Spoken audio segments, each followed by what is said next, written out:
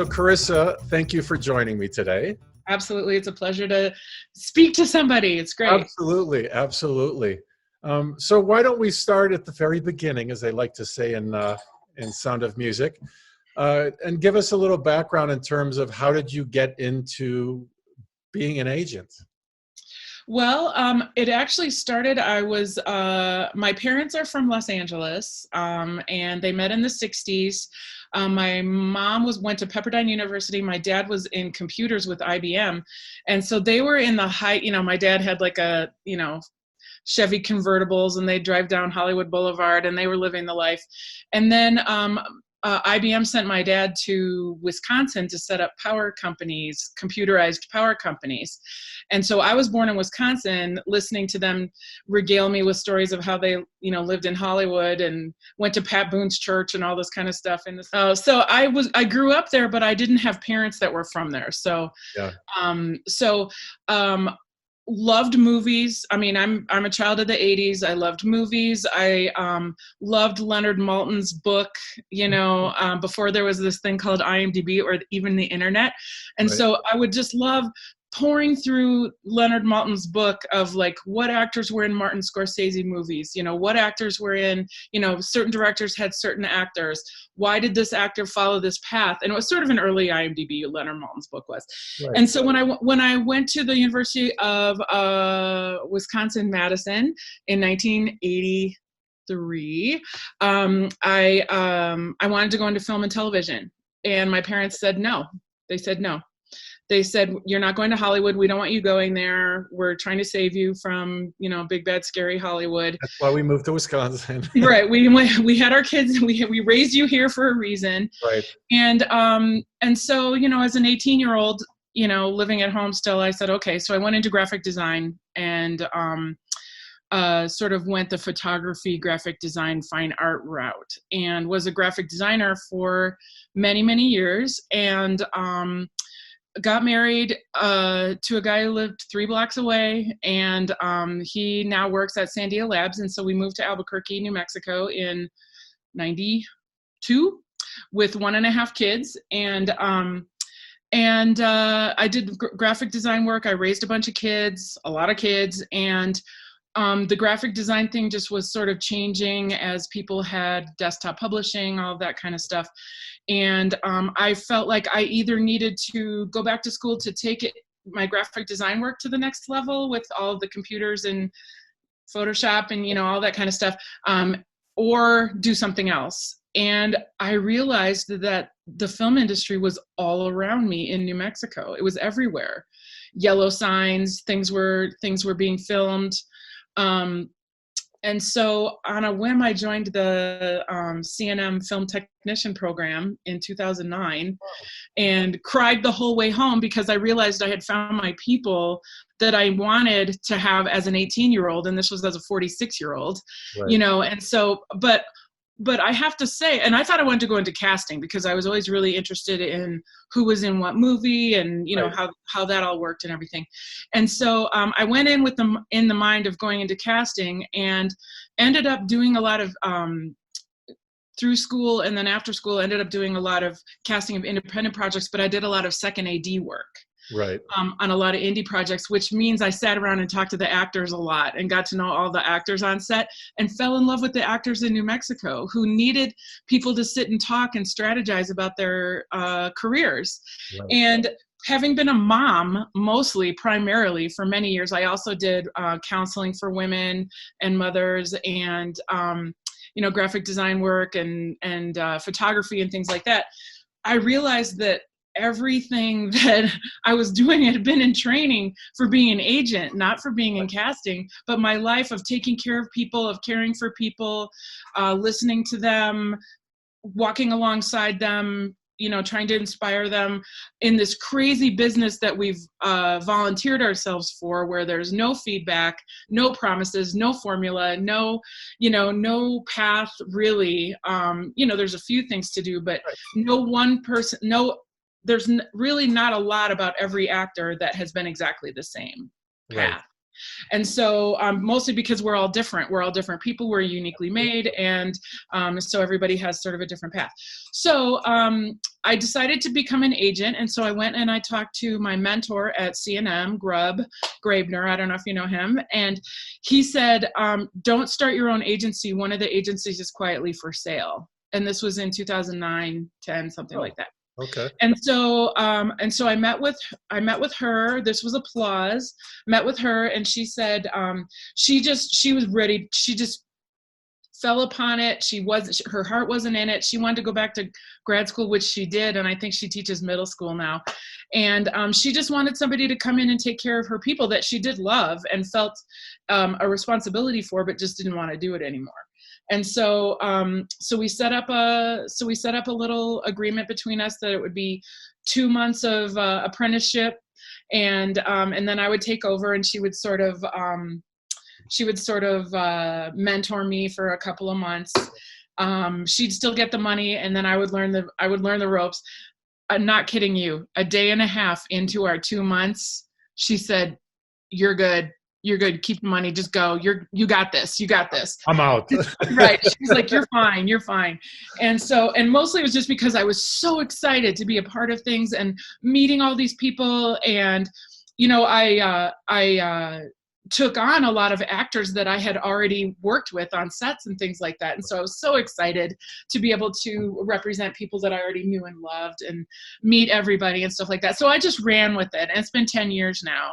And just absolutely love it. I love the idea of sticking with an actor, linking arms with them throughout their career, and being able to celebrate with them and cry with them, good or bad, and be an advocate for them. And so it's been really great. And then 5 or 6 years ago, I went through the mountain of paperwork that it takes to get a Los Angeles SAG franchise.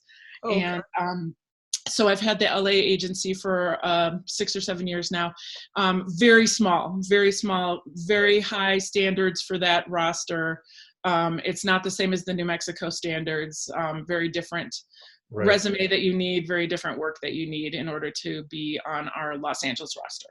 So that's my not so quick answer to that. This is your time.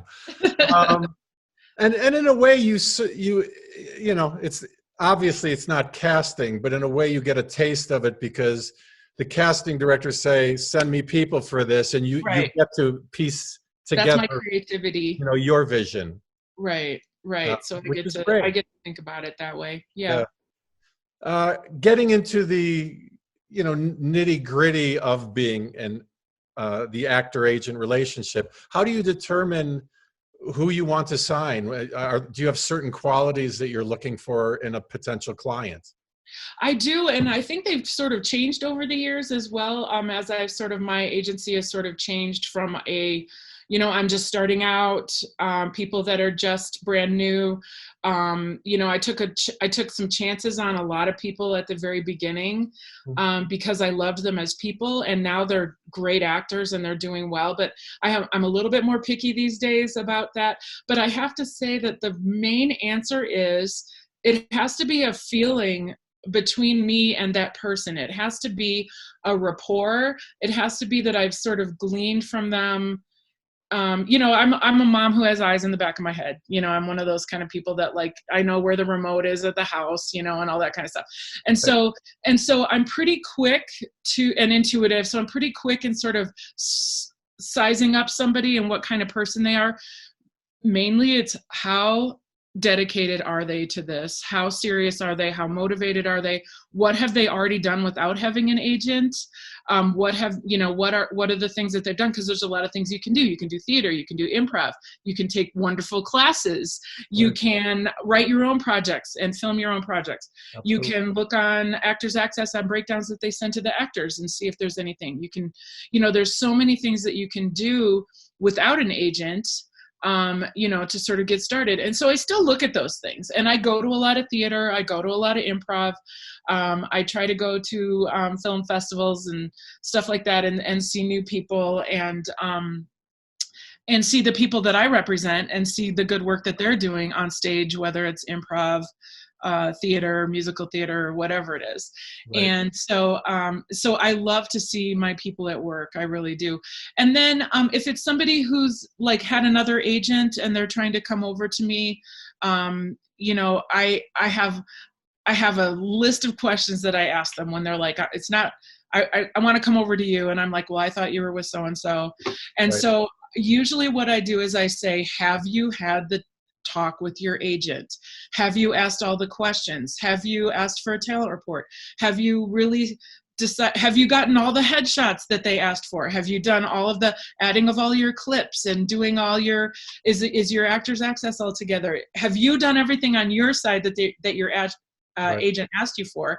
How is your communication with them? You know, and I really feel like the agents are so good, especially in New Mexico, that you know, and I've lost people because of, you know, things that happened. You know, there's sometimes things are going so quickly that you know, it's hard to take care of an actor the way that they need to sometimes.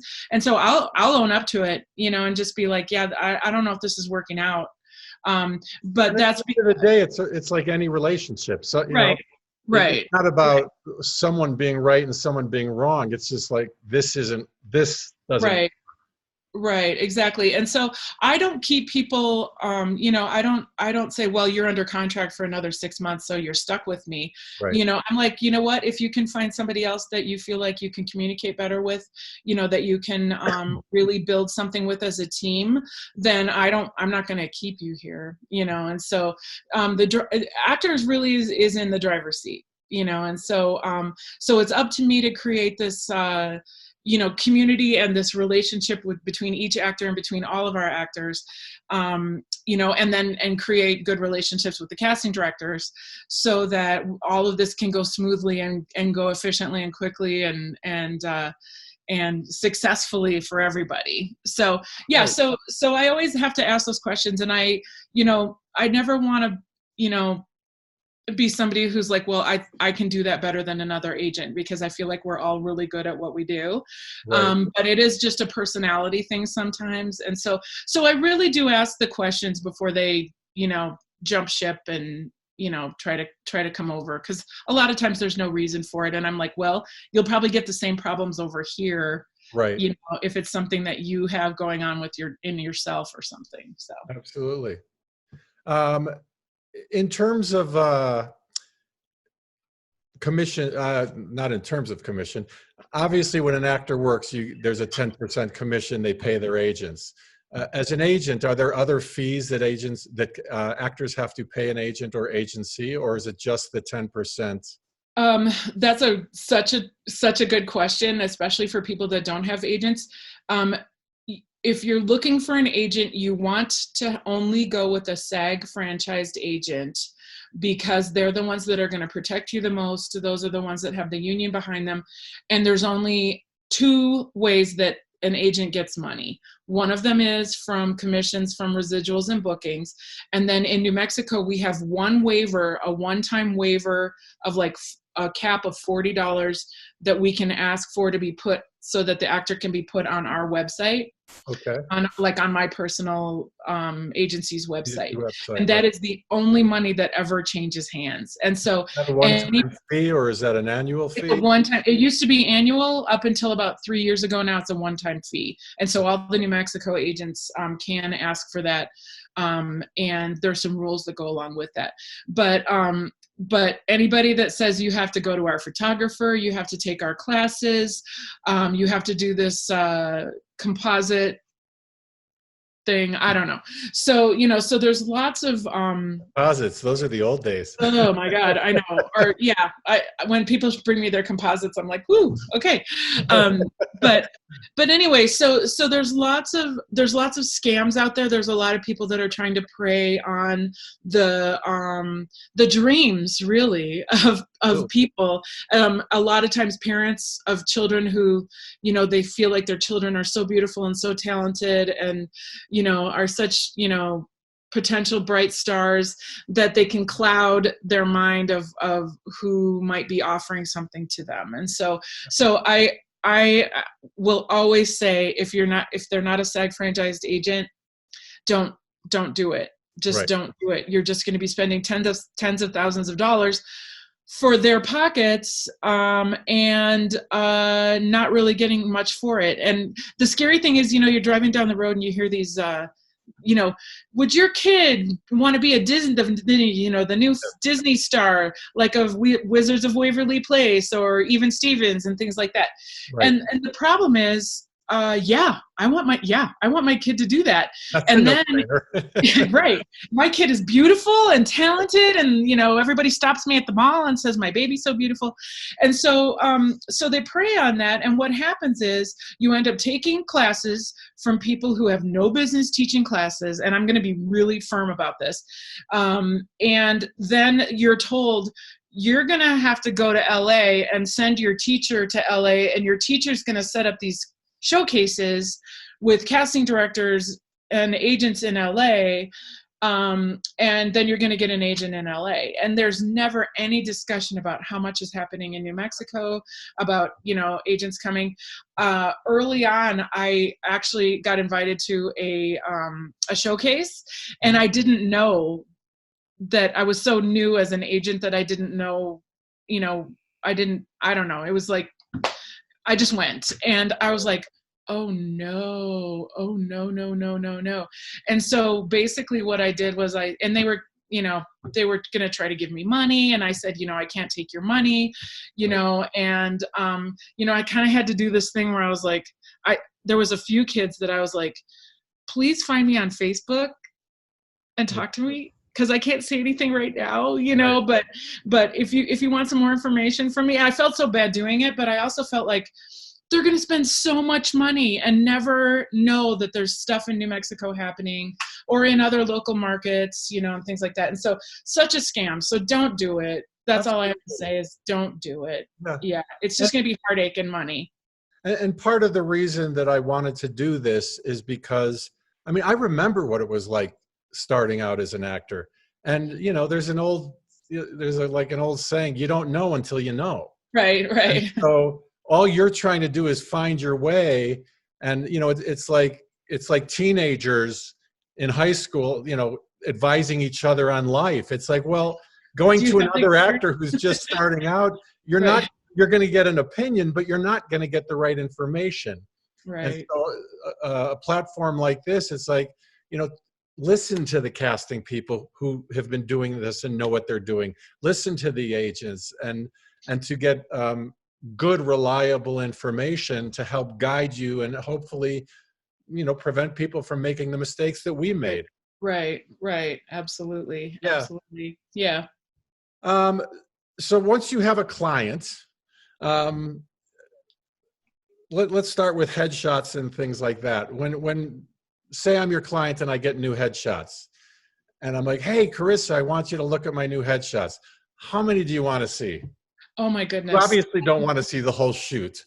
Here's my 600 headshots, right. And they're all like ching, ching, ching, ching, ching. So yeah, so I usually say, find somebody who's like your coach or your, acting teacher, or if you have a manager, which we don't have a lot of those in New Mexico, but, or just trusted other actors or, right. People that are in your community, to help you go through those. And I would say, I can handle 25 to 40. Wow. Maybe I was thinking 3 to 5. But I have to say that I'm feeling like, depending on where you are, I'm feeling like we need more like 4 headshots now than we used to. It used to be we just needed 2. Like, here's my smiling and here's my not smiling one. But now you might need, like Bob, you might need one. Here's my doctor or lawyer role. Right. Here's my cowboy. Here's my comedic. Here's my dad. And so you might just because I'm looking at you. So it's like so you might want to round it out. Where your axis.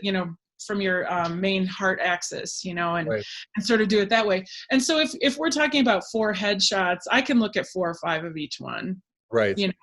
So are you saying that you think that, because it used to be, you'd have the doctor shot, the lawyer shot, the this shot, the that shot, and then it got narrowed down to the casual and the business. Right. And so do you think it's kind of expanding a little bit more?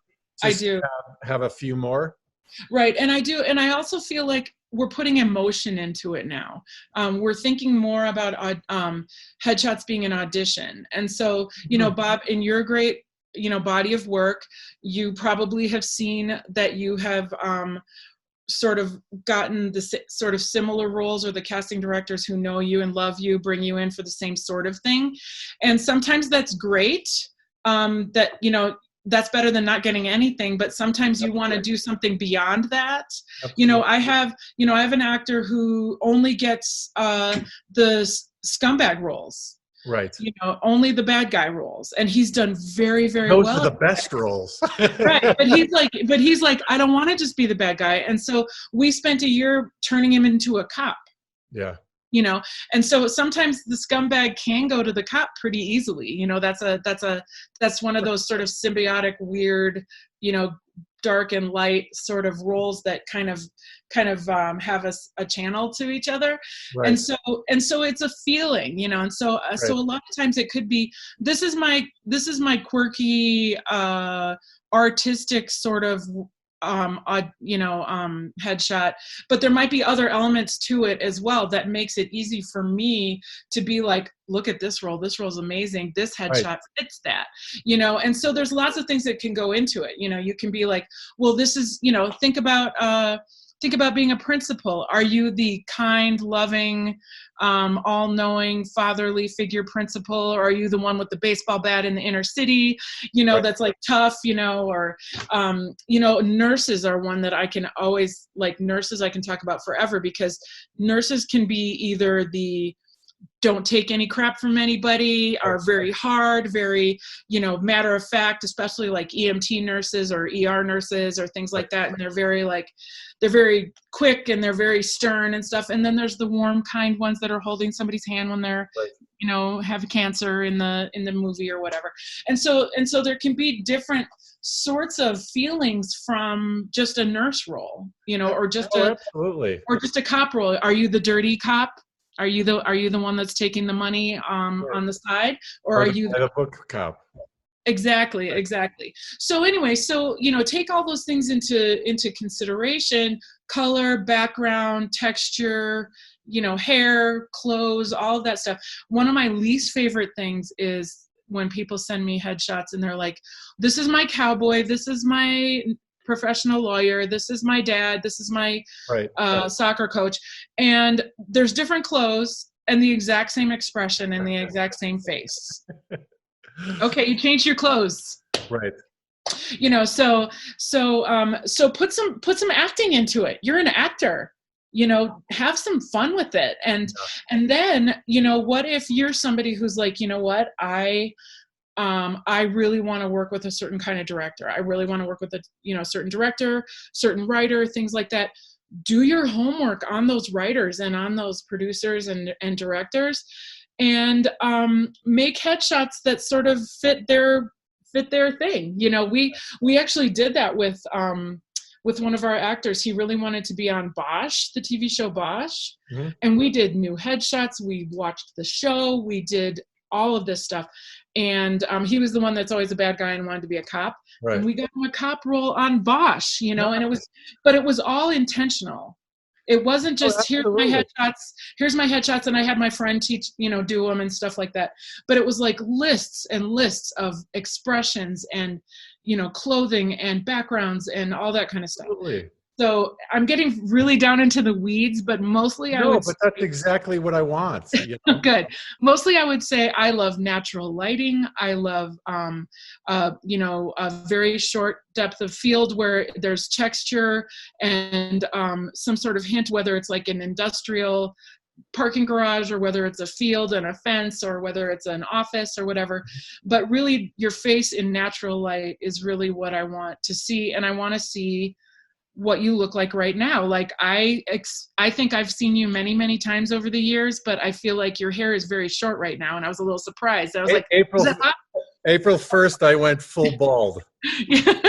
So we need headshots of you that look like that when we get started again, or whether when you're doing, tapes or whatever, and then the beard, do the, grow out the beard and then take the picture and then shave it back and Got them both. all that stuff. Because the worst thing in the world is for a casting director to be like, that's not who I asked in, I asked somebody else in. And then the other thing, Bob, that's really exciting, and I don't know if you work in other markets besides New Mexico, but we are getting so many other casting directors that we don't know and love as much as the New Mexico ones that are throwing stuff in our market that have never seen you before, that have never seen all the actors before. And so even though Joedna might have known you for 20 years, and she knows, oh, well, I know Bob has a beard right now, and I know he's got long curly hair or whatever. Right. Somebody from Atlanta might not know that. Right. And so it's really important, to have headshots that are current, that look like you at that very given moment, for that very reason, because people are seeing you, and also people are seeing you. Like the main casting director is watching your tapes. The directors, the producers, all that kind of stuff. And they might have your headshot, on their screen, and if it doesn't look like you, who are these people? And then their head is out of your game. Right. And then they're confused, and then they're not looking at your performance anymore. Right. They're not, they're like, who is this guy? Right. And so, I'm on Facebook, I'm on Instagram, and I'll be like, oh, so-and-so cut their hair and it's blue now. Okay. Well, now they need new headshots. And, it's hard because actors are creative. You guys are artists. You're artistic and you're changeable, and, you get tired of things the same way, and you want to be creative and express yourself. And then I can't market you because you look totally different than all those headshots that you just got. So it's really, really important that you always look the way that your current headshots look. And at the end of the day, I think basically the whole idea is, whether it's your resume, your headshot, your demo reel, whatever it is, it should be current.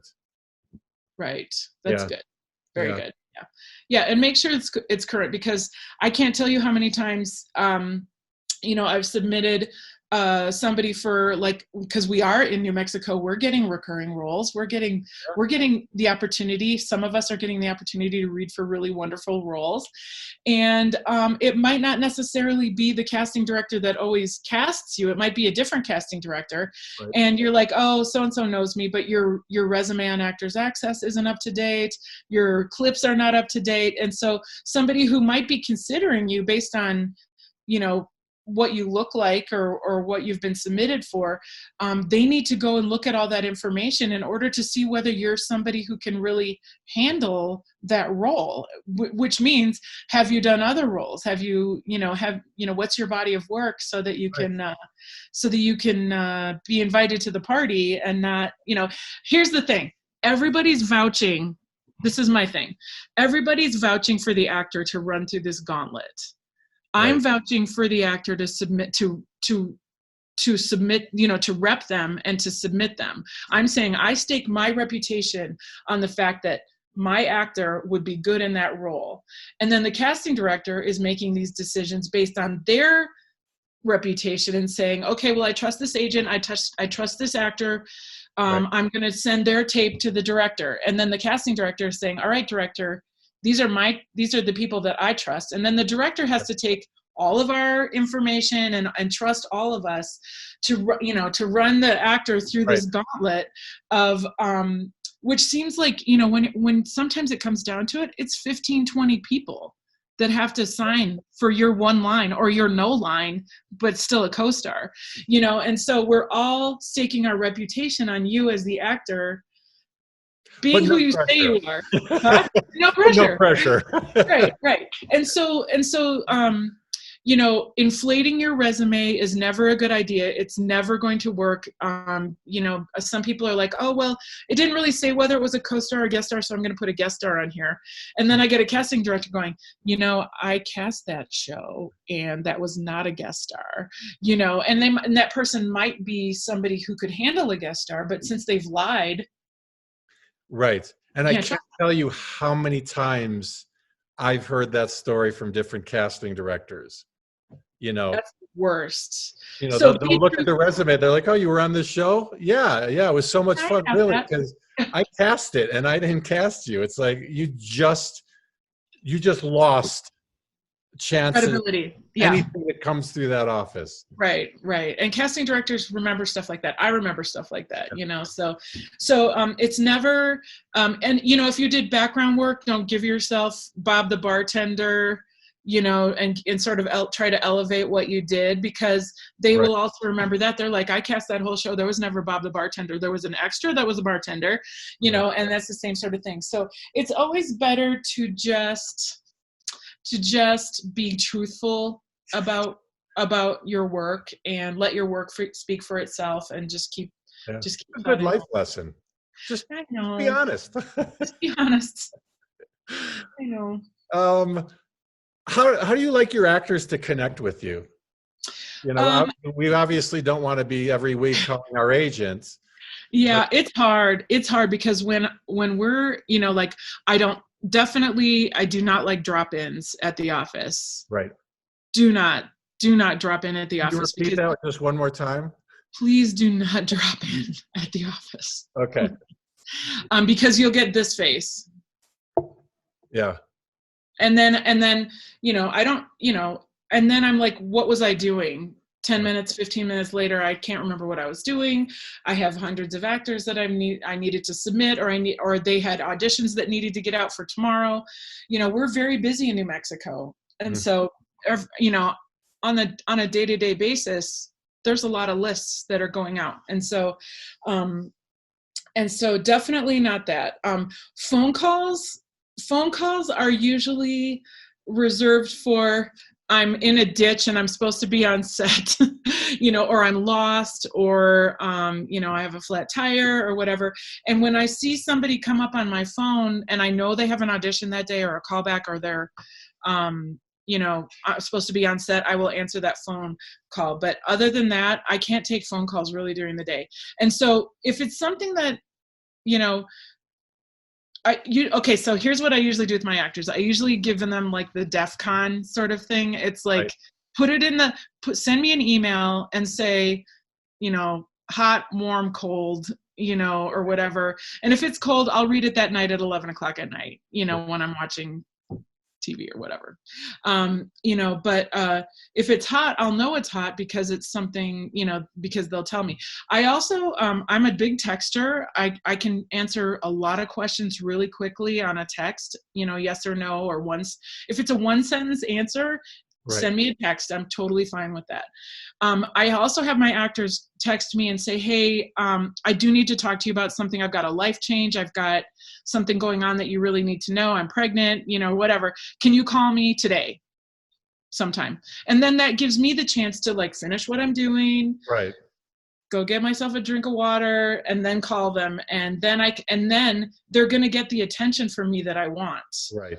That they want, you know. So if you come in and sort of interrupt me and piss me off and, you know, do all that kind of stuff, then you're probably not going to get the attention that you want. You're going to get negative attention. Right. And so I always say it's cool to give me a deadline. Can you call me before the end of the week? You know, sometimes I wake up in the morning and I've got these like 10-page all cap manifestos, you know, that somebody's been up all night writing, you know, because they're obsessing about their acting career.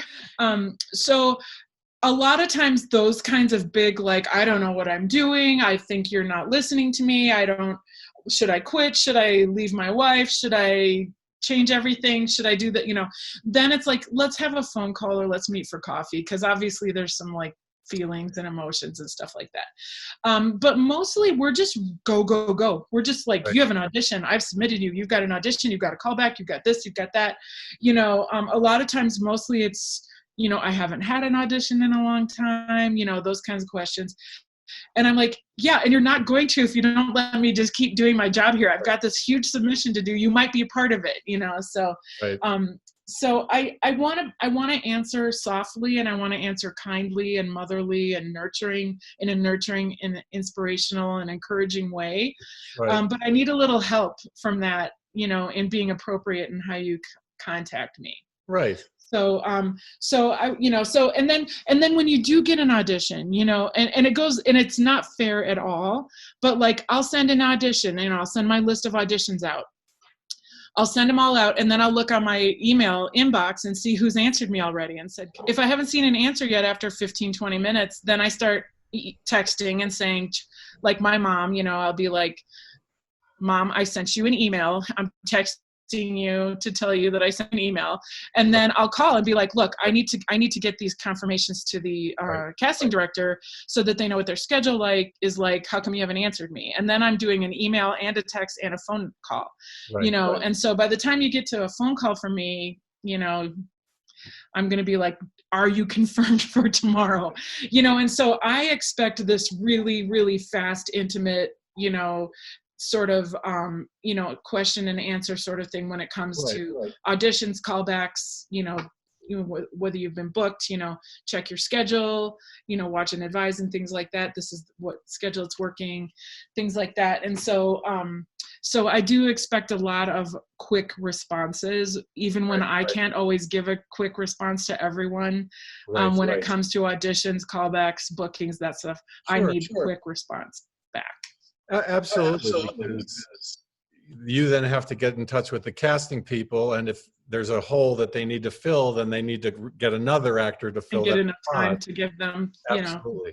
Yeah. So it's a very, I think I already said this is an oddly symbiotic sort of intimate relationship between the actors and the agents and the casting directors. So communication is just really key. And I appreciate you asking that question, because a lot of times I have to say, this is how we're going to communicate. And a text for a quick answer or a sentence answer is appropriate for me, but it might not be appropriate for another agent. So, so figuring that out, between everybody. And the other thing is, this has been, and this is just a side note of one of the benefits of this quarantine time and, doing open calls and casting directors having self-tapes. This is a great time for everybody to get their self-tape game going, because it's going to keep happening. And I can't tell you how many technical phone calls I've had with people that are like, I don't know how to get this off my phone. I don't know how to upload it. I don't know how to name it something. I did it this way instead of this way. And, there's so many videos on YouTube you can go to how to do a self-tape. Right. And Actors Access actually has, Actors Access has a huge, a lot of resources on do's and don'ts for self-taping and things like that. And so there's a lot of that stuff. So I've had a lot of, people that are doing open calls for casting directors that are just trying to figure out the learning curve of the technical aspects.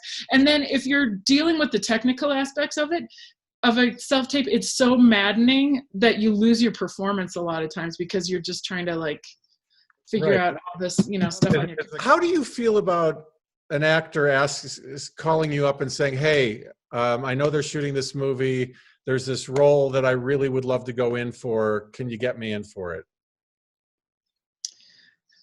All I can say for that is, a lot of times, I would say 90% of the time when somebody says that to me, we're already done with the casting process. That was a month ago, because they're finally hearing about it, or they saw an old breakdown.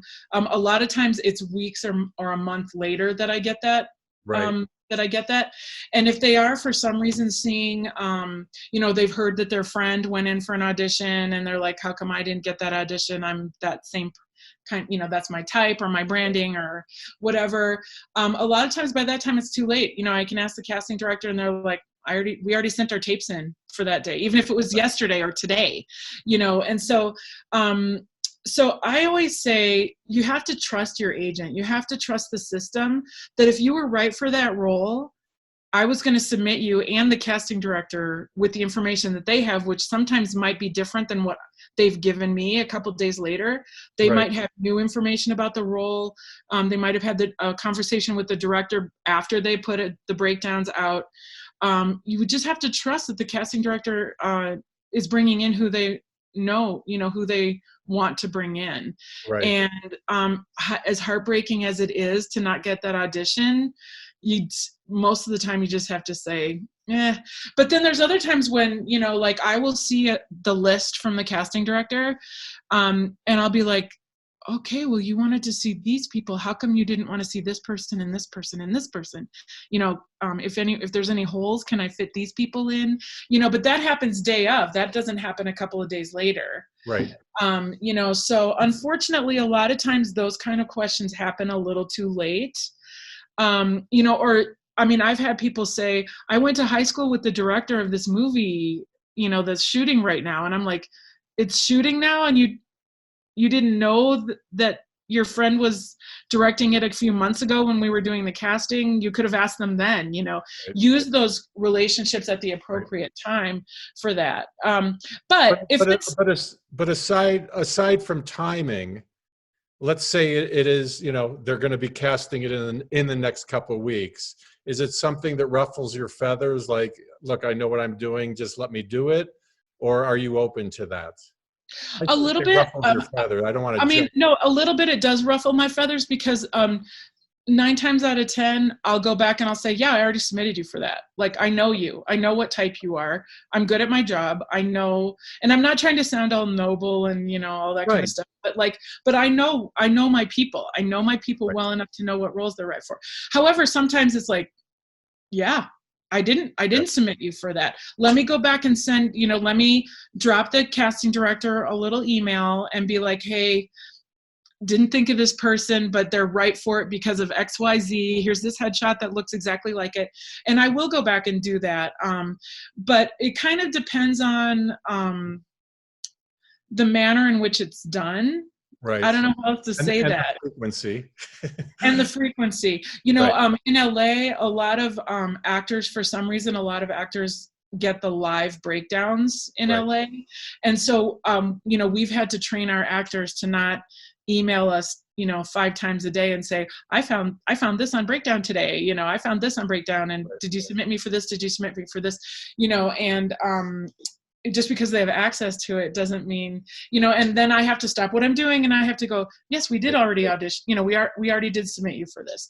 Now, if the casting director comes back and says, you know what, we have everyone we need for this role, or I know this person and I don't think they're right for it, stuff like that, then so be it. I can't make anything happen. All I can do is, walk that fine line of providing a service for the casting directors and providing a service for my actors. And so I can ask the question, but I can't make anything happen. Just like really a casting director can't make anything happen. Right.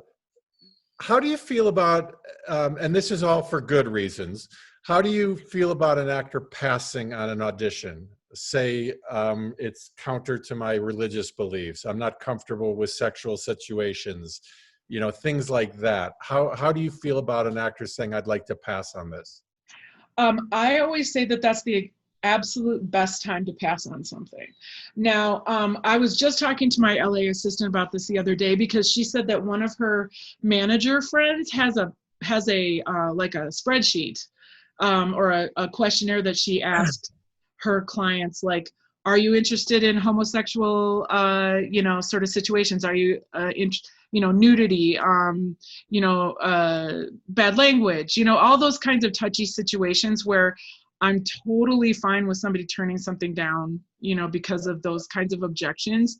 A lot of times in New Mexico, especially, we do a lot of gritty, like crime, stuff that kind of can be difficult. And so the more things you can tell the agent about yourself beforehand is better. But the time to do it is not after the audition. You don't go to the audition. This is not going to be your last audition. It's not going to kill your reputation to turn down this audition.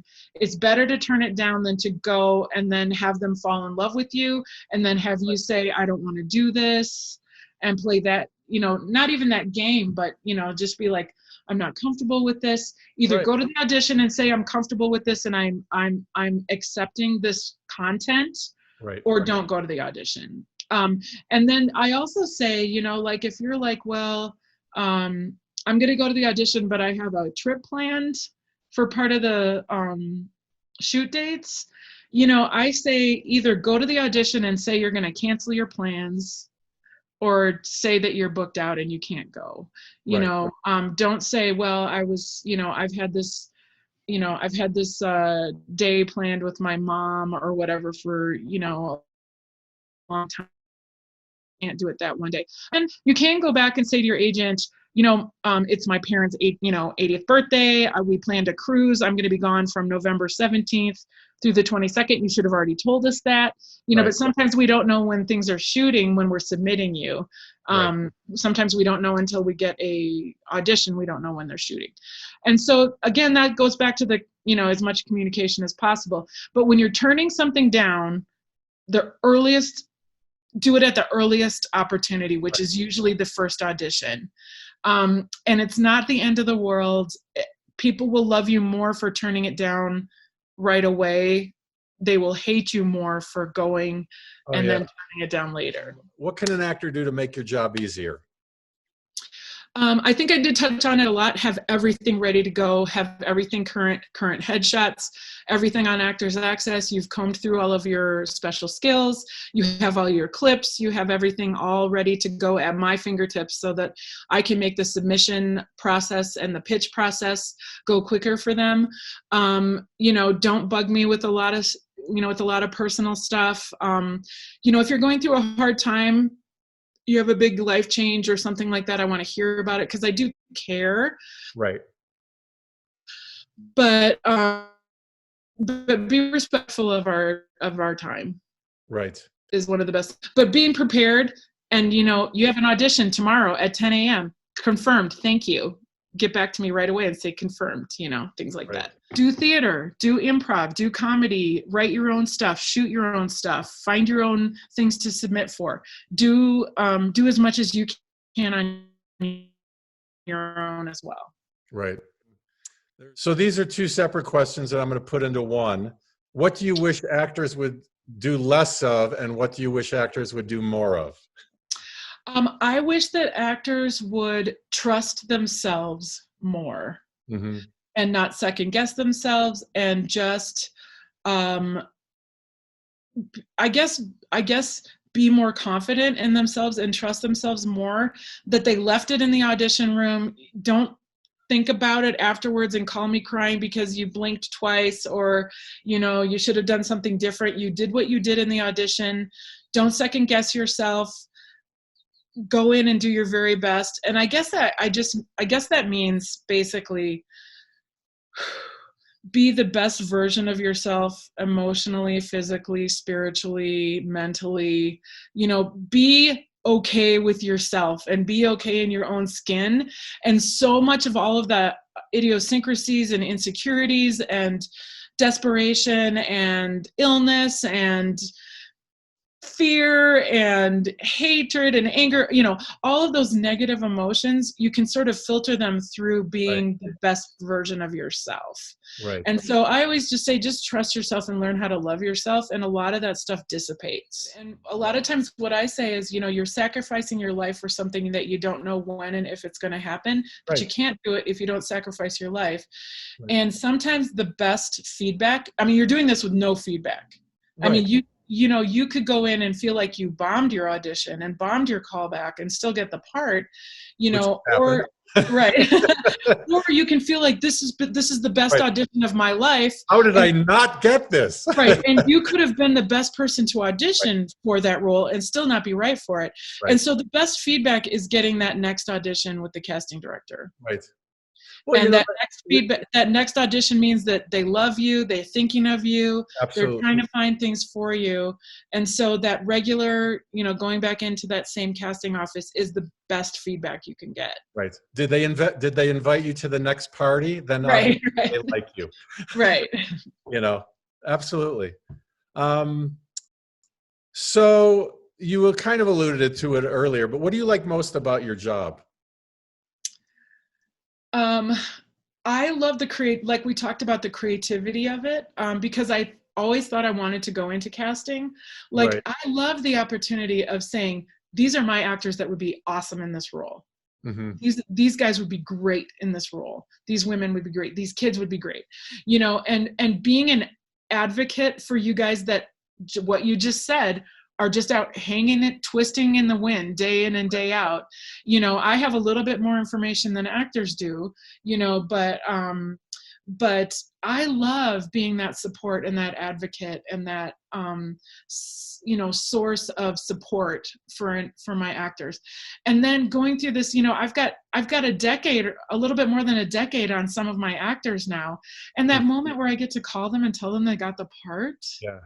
And hear the joy on the other end. Yeah. And the joy, and I get to celebrate in that because I had a part to do with it. Absolutely. I didn't do any of the performance, but I did have a little part to do with that. Right. And sticking with that actor, because we would never have that opportunity unless you got us in the room. Right. So being a part of that team to me is really, really what juices me.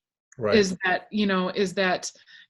you got this, you can do this, and you got it. You wanted to quit? Oh, really? Well, you have a callback. Okay. Well, you got the part, so I'll cancel it. I can say no, but honestly, I'm a thrill seeker and I love the excitement and the craziness of it. I really love it. I love how crazy it gets.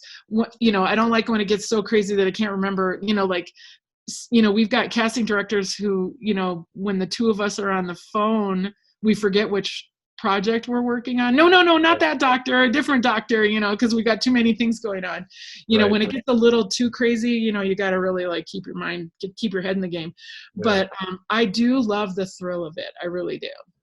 So my last question for you is there anything you want to let actors know about that they may not understand about your place in this whole crazy, lovable process of show business that they may not understand? There's a couple things. I think I've touched on a couple of them, mostly that, I can work for years and years and years and believe in an actor without ever getting paid. Mm-hmm. I'm not getting paid until the actor gets paid. And sometimes, sometimes an actor can go years without getting a booking on something, and sometimes, they get a web series and it pays $125 a day. I get $12.50. Right. $12.50 doesn't even cover, my Starbucks or my bar tab, and so, one of my actors Facebook messaged me right at the beginning of the quarantine and they said, "You're okay, right? You're still getting paid? You're still getting paid, right? You're fine. Your business is fine." And I was like, "No, I'm not okay. Nobody's working, so nobody's booking. So do you think I'm magically getting money from the studios or something?" I get money when the casting, when people are casting things and they get residuals or bookings on things.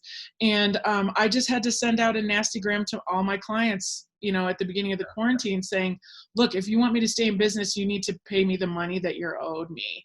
Because I didn't get into this to be a bill collector. Yeah. And it's really frustrating to be on the honor system with a lot of clients that, have not paid when the agent fee was included in the actor's pay. And that's I think two very important things is to know is that agents don't get a salary. I mean, at least not in this market. You don't. No. We're not talking CAA and all those. No, no, I wish, but. but here, you solely get your income from the residuals and commission of your actors, and actually three things. The second thing is, yes, you may get 10% on this job that I booked, but that 10% also covers the last year or two of everything you've been trying to do for them to get this job. Right. And Mark Comstock said it really well the other day. I was at a thing with Mark Comstock, and he said, it's not a 90%, 10% thing. The actor does 100%, and the agent fee is put on top of the 100%. Right. That was my third point. Is it's not like they're paying you their money. It's your money. Right. It was never theirs in the first place. Right. So I guess I feel like I don't like they have an audition, they owe me I'm pretty sure they owe me $300 or $400 or Right. $10,000 or whatever, you know, and it's like, Right. you don't want me to be having this negative response to looking at your face because I know you owe me money. You know, and so, you know, I would just say the prompt settling of commissions to your Yeah. agent is a really important thing that Absolutely. helps me so much. And it shouldn't be that way. And in the bigger markets, all the checks go to the agents, and the agents have to process all the checks and then send them to you. And we've decided in this market we don't really do it that way mostly. I mean, I want you to get your money as soon as possible, Right. you know, but then but then we're on the honor system Right. for getting it back. And then a lot of times I don't know how much you're getting residual wise, because that goes directly to you. And now it's being direct deposited from Right. SAG. And so, you know, it's easy to like ignore, you know, sending that out. And so, you know, Yeah. that's a fairly serious thing. Yeah. Well, and at the end of the day, you know, you want, it goes back to the whole leading with honesty and respect, and that we're a team, you know, and ask yourself, if my check was going to my agent, wouldn't I want to get my money as soon as I could? Well, your agent is no different. When you get your Right. check, they want it as soon as they can. Right. I have to pay my phone Uh, bill in my Yeah. office, and, you know, my insurance and my licenses and all that stuff. Well, on that note, Sadly. I want to thank you so much for doing this for all of us. And, you know, thank you for joining me today, and to stay safe and healthy and well. And hopefully we'll all be back in business in the not too distant future. That sounds good. Well, I really appreciate the opportunity to talk to you and your students, and you know, I love this market that we're in. I love it so much, and I feel a responsibility to it. And I really appreciate what you're doing as a teacher. You guys stay in school, stay in class. Yeah. That's one of the best things you can do. You made a good choice. Well, thank you very much. All We'll right. see you later. Take Okay. care. Bye. Bye. Bye.